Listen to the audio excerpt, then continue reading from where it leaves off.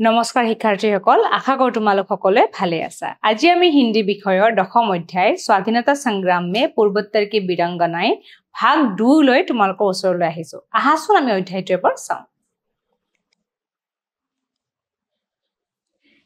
रीना सुना है पूर्वोत्तर के अन्य राज्यों के भी अनेक महिलाओं ने इस आंदोलन में भाग लिया है रीनाই কৈছে যে মই শুনিছো যে পূৰ্বোত্তৰ অৰ্থাৎ উত্তৰ পূৰ্ব ভাৰতৰ अन्य राज्यों की भी अनेक महिलाओं ने उत्तर पूर्व भारतर राज्यসমূহৰ অন্য মহিলাসকলেও এই আন্দোলন অৰ্থাৎ স্বাধীনতা আন্দোলনত ভাগ লৈছে इन वीर महिलाओं के विषय में हमें कुछ बताइए ना गुरुजी ए वीर महिलाসকলৰ বিষয়ে আমাক কিবা কোকছন गुरुजी ठीक है अध्यापक ठीक है सुनो स्वाधीनता आंदोलन को गति देने में हमारे पड़ोसी राज्य मणिपुर तथा नागालैंड की महिलाओं का भी महत्वपूर्ण योगदान रहा है जे गुरुजी কৈছে যে स्वाधीनता आंदोलনৰ गति देने में स्वाधीनता आंदोलन को गति देने में हमारे पड़ोसी माने उसर सुबुरिया राज्य मणिपुर तथा नागालैंड की महिलाओं का भी महत्वपूर्ण योगदान रहा है অসমৰ লগতে নাগালেণ্ড মণিপুৰৰ বীৰাংগনা সকলেও যোগদান কৰিছিলে এই আন্দোলনত नागारानी गाइडिंगलिउ असम की कनकलता की ही तरह किशोरी अवस्था में केवल 13 साल की उम्र में अंग्रेजों के खिलाफ आंदोलन में कूद पड़ी थी অসমৰ কনকলতা বৰুৱাৰ দৰে नागारानी गाइडिंगलिउ কি কৰিছিলে কিশোৰী অৱস্থাত কেৱল 13 বছৰ বয়সত স্বাধীনতা আন্দোলনত নামি পৰিছিলে এই ফটোখন তোমালকে চাবা তেওঁ এখন ফটো হয় ঠিক আছে নেক্সট আহা अनिकेत गुरुजी क्या वे झांसी की रानी लक्ष्मीबाई की ही तरह नागालैंड की रानी थी इटा अनिकेते हुदिसे जे गुरुजी तेও झांसी रानी हां झांसी रानी लक्ष्मीबाई दरे नागालैंडर रानी आसिले नेकी ठीक है अध्यापक नहीं वे लक्ष्मीबाई की तरह रानी नहीं थी जे নহয় तेও लक्ष्मीबाई दरे रानी নহয় मणिपुर राज्य के लंकाओ नामक एक गांव में 26 जनवरी 1950 को उनका जन्म हुआ था नागारानी गाइडिंगलिउ का जन्म कब हुआ था ये प्रश्न आहिबो पारे नागारानी गाइडिंगलिउ का जन्म हुआ था 1950 को 26 जनवरी अर्थात 26 जनवरी कहाँ हुआ था मणिपुर राज्य के लंकाओ नामक गांव में अंग्रेजों के खिलाफ आंदोलन में भाग लेने के कारण 1932 इंग में जब वे केवल 16 साल की थी कि एक किशोरी थी तभी अंग्रेज सरकार ने उन्हें गिरफ्तार करके जेल की सजा दी थी कि হৈছিল 1932 তেও যেটা কেৱল 16 বছৰীয়া কিশোৰী আছিল তেতিয়া কি কৰিছিল আন্দোলনত জাপ দিয়া কাৰণে আন্দোলনত নামি পৰাৰ কাৰণে তেও গ্ৰেপ্তাৰ কৰি ইংৰাজ চৰকাৰে গ্ৰেপ্তাৰ কৰি তেও জেলত ভৰাই থৈছিল तब वे भारत की स्वतंत्रता प्राप्ति तक जेल में ही रही तितिया परा भारते स्वाधीनता पुआलेके की হৈছিল 1932 तेও जेलत भरुवा হৈছিল 1947 ত भारते स्वाधीनता लाभ কৰিছিল तितियाলৈকে नागारानी गाइडिंगलिउ कोड আছিল जेलते আছিল मनु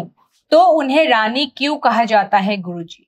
तितिया हले नागारानी गाइडिंगलिउ रानी बुली क्यों कोआ है अध्यापक जब वे शिलोंग जेल में बंदी थी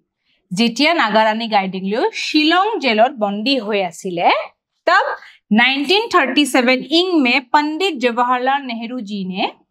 तिते की হৈছিল 1937 सनत पंडित जवाहरलाल नेहरू जी ने उनसे मुलाकात की थी तेও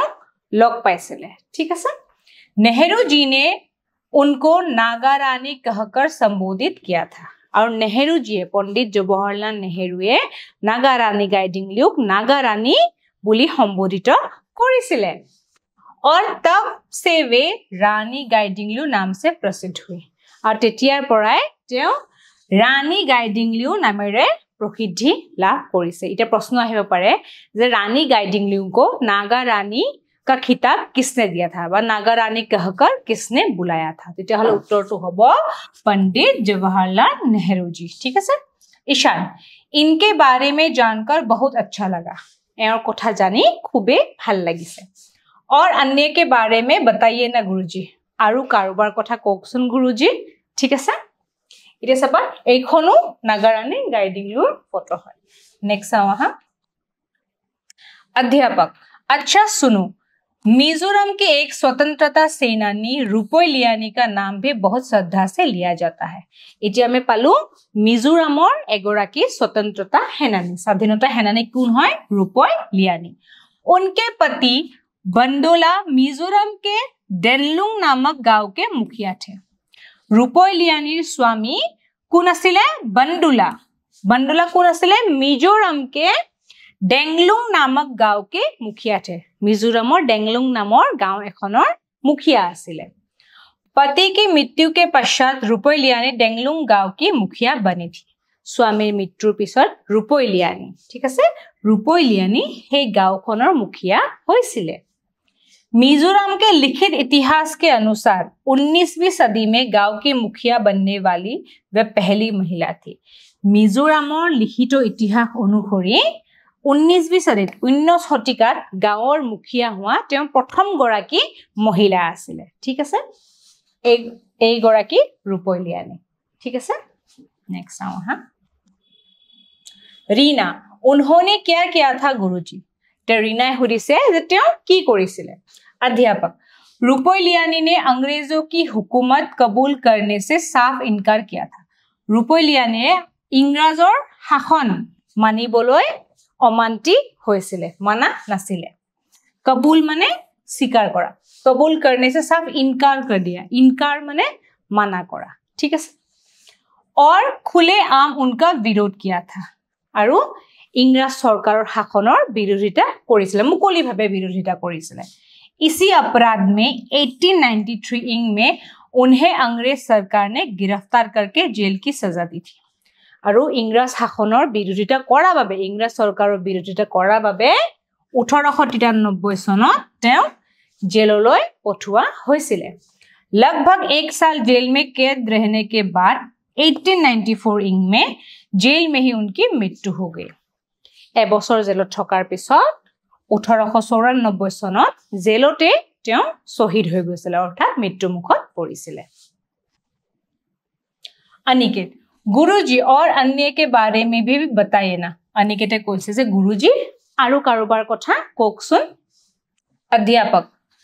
मेघालय राज्य की शहीद माता राशिमणि हाजोंग नाम से प्रसिद्ध वीरांगना ने स्वाधीनता संग्राम में महत्वपूर्ण योगदान दिया था इतिया আহিলে मेघालय प्रथमते आছিলে मणिपुৰৰ তাৰপাছত আহিলে কৰ মিজোৰামৰ ইতিয়া আহিলে কৰ মেঘালয়ৰ ঠিক আছে এখিনি ভালদৰে মনত ৰাখিবা ইতিয়া মেঘালয়ৰ বীৰাংগনা কোন আছিল স্বাধীনতা সংগ্ৰামী ৰাশিমণি হাজং তেওঁ আছিল मेघालयर स्वाधीनता संग्रामी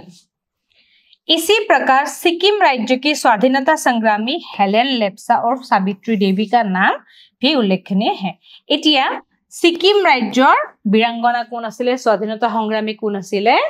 हेलेन लेप्चा और सावित्री देवी इतिया प्रश्न हो पारे हेलेन लेप्चा को किस नाम से जाना जाता है या सावित्री देवी को किस नाम से जाना जाता है गटिके এই দুটা নাম তোমালোকে ভালদৰে চাই লবা এখন ৰাশিমণি হাজঙৰ ফটো হয় अनेक कठिनाइयों का सामना करते हुए भी उन्होंने अपना संघर्ष जारी रखा